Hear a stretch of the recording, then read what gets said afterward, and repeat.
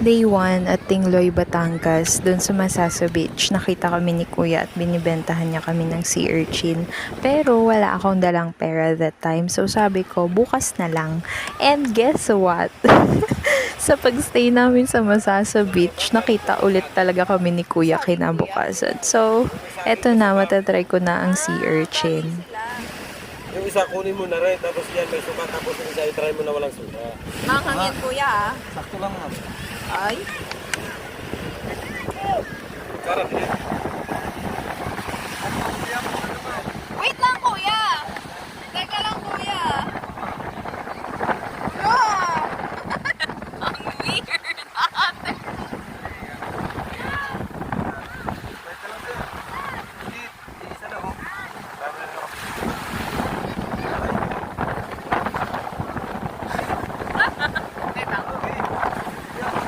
Lasang Dito ko talaga napagtanto na hindi ako pwede maging food vlogger kasi dapat bibili yung dalawang lalaki kanina. Pero dahil nakita nila yung reaction ko, umalis sila guys!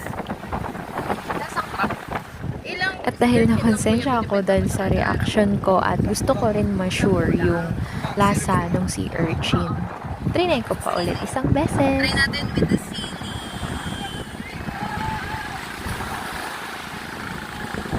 Wow. Sarap niya pag Mas may masarap kanin po kapag kayo, may ma'am. ano sili. Ma'am, kanin po pag masarap. Ay, pwede rin tong itain. Mas masarap niya ma'am. Kanin. Kanin.